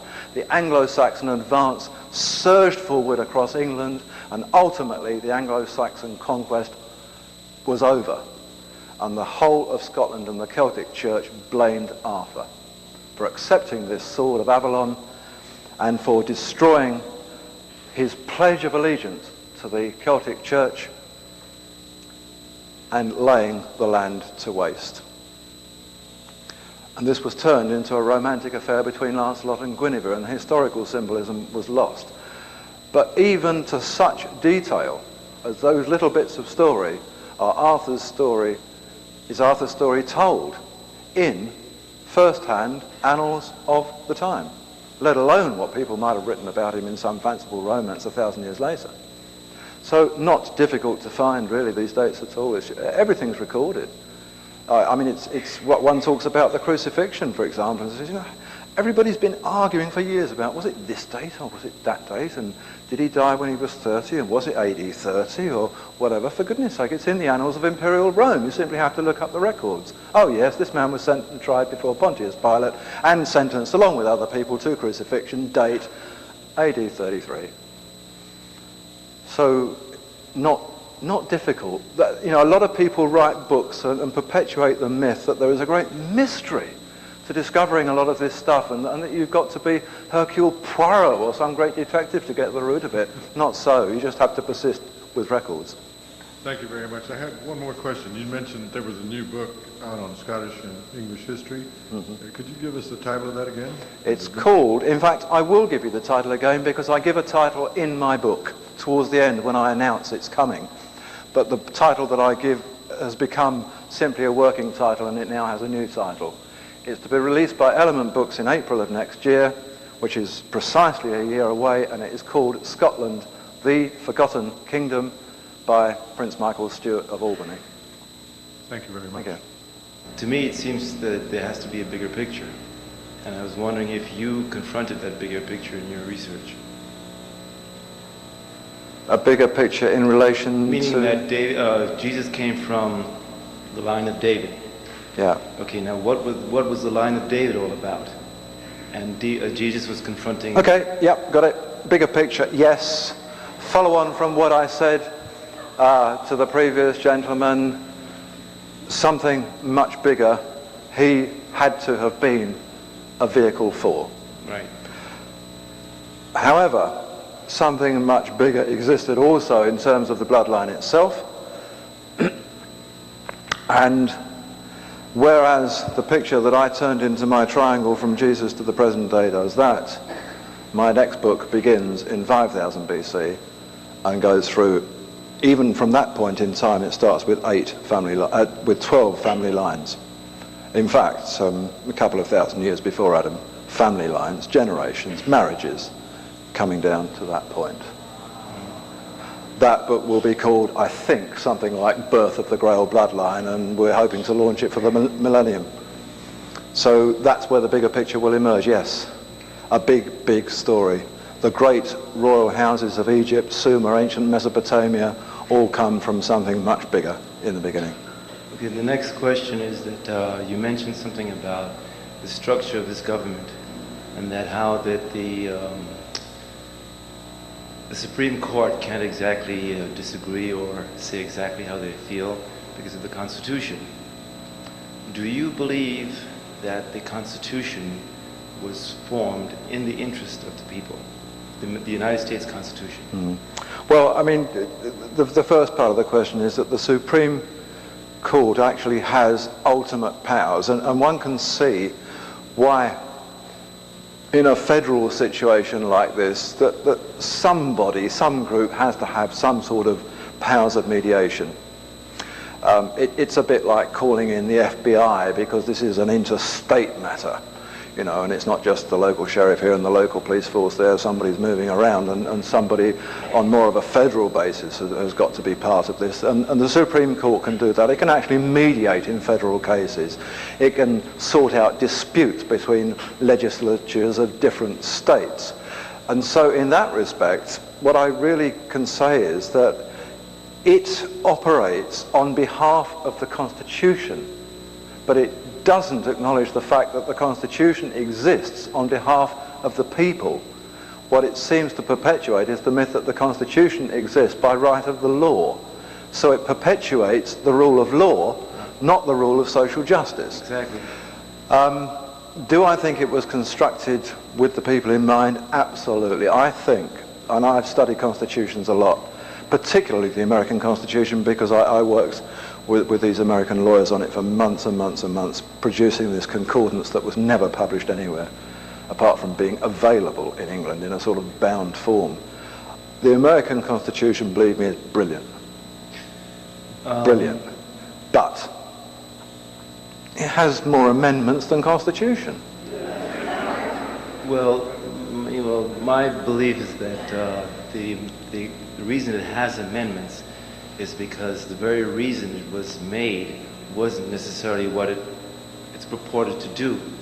It was designed for exactly the reason that I stated, to have an appointed guardian of its own.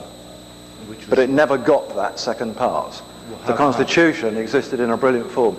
In fact, I mean, if one compares, as I've done before the days of computer expertise, side by side in a line, every one of the world's written constitutions, whether it's Europe's, Australia's, Canada's or whatever, and put America's in there, in actual fact, America's allows for generally a greater freedom of access for people, because in essence its rulings were more liberal and not so well defined as those of other countries. Now where it falls down is because of these lack of refinements and definitions, in that from time to time somebody actually does have to come along and say, we have to interpret this. Yes, the Constitution says I can bear arms, but does that actually mean I can go around shooting people? Gosh, what does the Constitution say? It doesn't say. We have to define this. We have to have an amendment. We have to have an addition. But the problem is that legally, what's happened, and this was what I got involved in, is that with the right to interpret the Constitution, the court can at any time only take into account, if it wants, one aspect of what the Constitution says about that particular subject that's under debate. And it can rule on that aspect. It may know of, but doesn't have to take into account 13 other entries on the same related subject, which might actually turn the whole thing upside down. Hi, you said that you did genealogical research. You were commissioned by 33 families. Is that correct? Not separately on one specific day, but over a period of time. Over a period of time, yeah. And some of these records you used were private, things that were kept in the family for years and years, and they didn't have a problem with you using any It was the of this one reason why I was appointed historian to the whole council. I see. You know, I mean, I don't get requests from a group of individuals within a group of people at any given time to do anything. But I am the officially appointed historical genealogist and historiographer through the council to each of these families, and because of that, to their chivalric orders and offshoots. So what I have is a right of access that comes with any right that any employee of any company, I suppose, would have. There's no point in making you a hospital administrator and shutting up all the cabinets to hold the records and are going to help you do your job. And it's exactly that, you know, the information is there, the right's there. So, yes, in doing my job for them, I created a book for us. Thank you.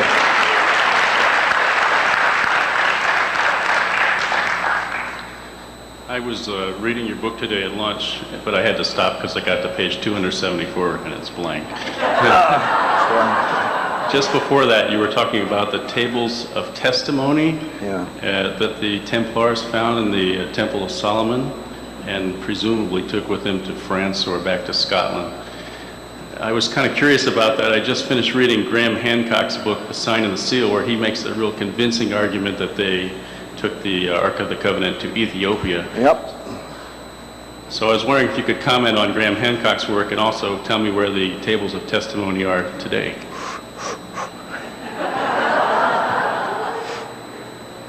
Tables of testimony, precisely what we're told went into the Ark of the Covenant. 10 Commandments, forget it, read what it says. Who wrote and inscribed the 10 Commandments? God, says MGM. The Bible says that God said to Moses, listen here, I'm going to tell you something and write this down. So Moses wrote it, but God also said, and I will give you tables of testimony, which you must put in that ark. There is nothing secret about 10 Commandments that we've all known for centuries. Why on earth should they be locked away and sought after and protected by knightly orders and Levite priests? We know what they say. They're rules of basic conduct for life, and at best, if we found them, we'd have a great archaeological artifact, but that's all we'd have. Tables of testimony, the tablets of cosmic law. Here is something very different.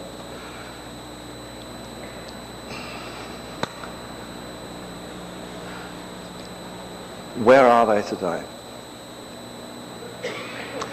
Oh, Graham Hancock. Yes, let's deal with Graham Hancock. That's an interesting one because it's actually a very good book, and I like Graham a lot, and he does some good work. But Graham Hancock fell foul of the word Ethiopia. The word Ethiopia is actually even used in Genesis. But Ethiopia never existed in the time of Genesis, and not for a great, great, great long time afterwards.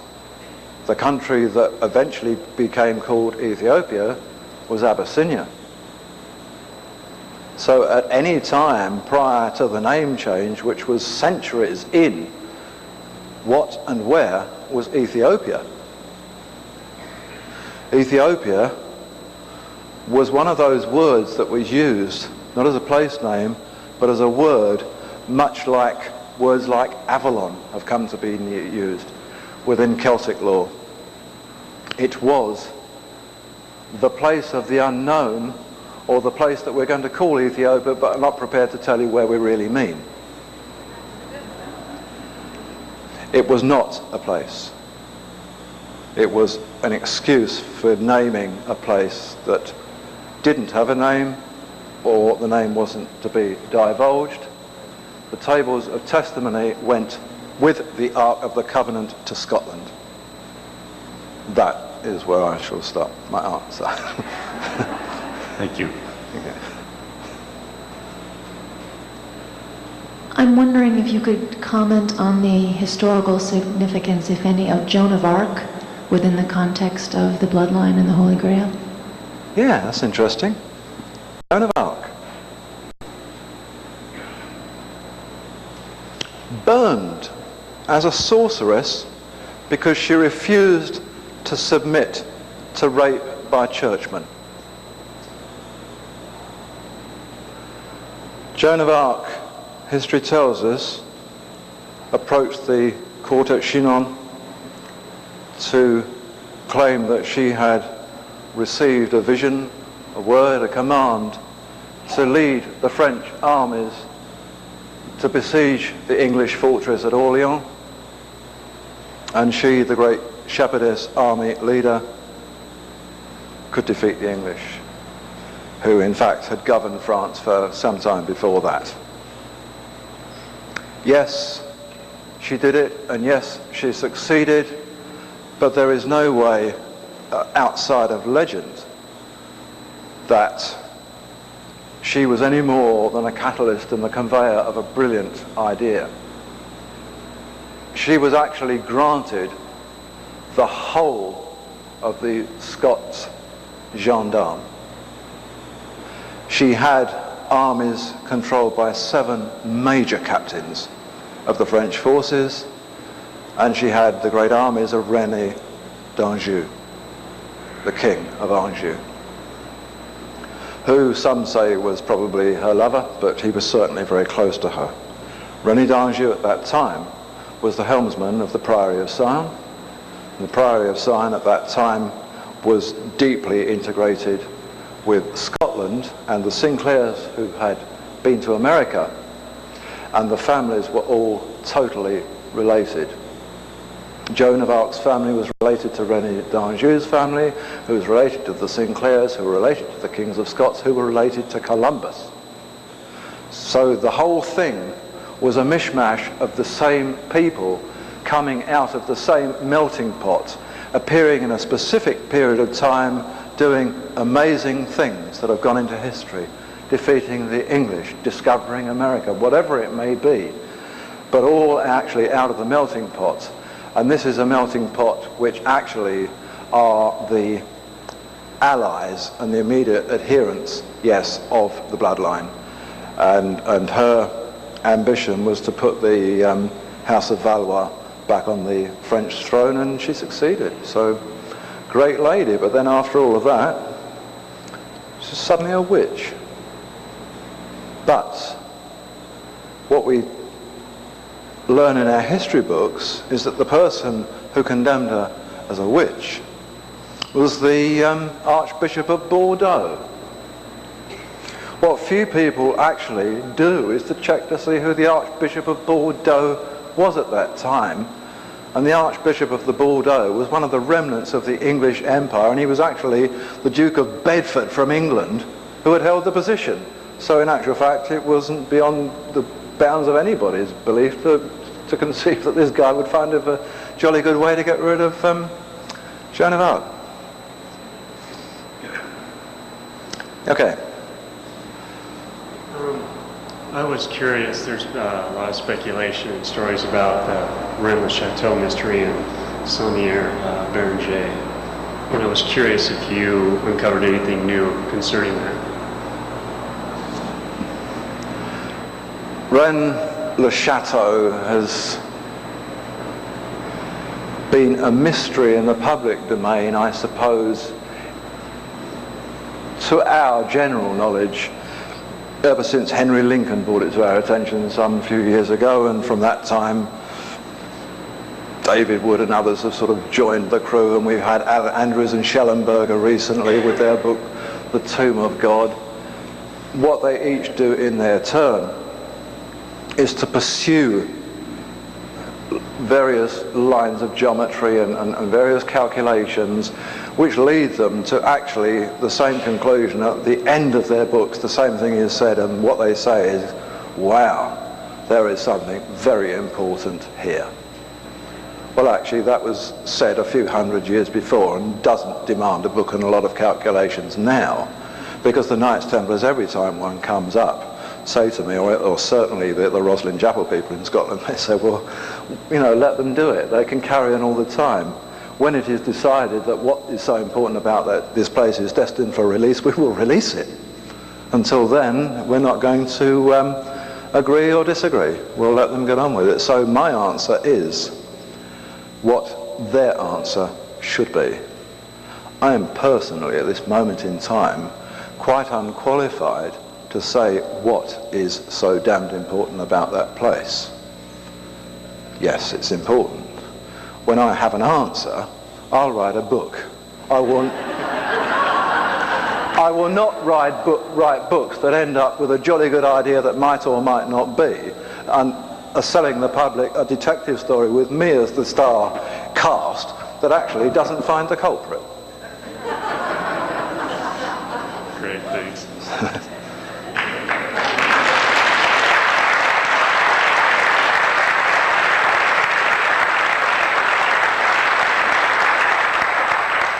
Well, they've moved the microphone, and I guess that probably winds it up. I think it's still today, I'm not really sure. Thank you ever so much, all of you. I've had a whale of a time. I'm glad to see that you're still awake and that you're smiling, so life's good. I am enormously privileged to have been here, and thank you so much for the invitation. I'm very pleased.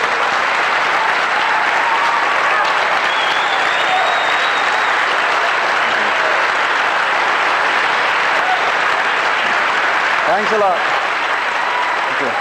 Bye-bye.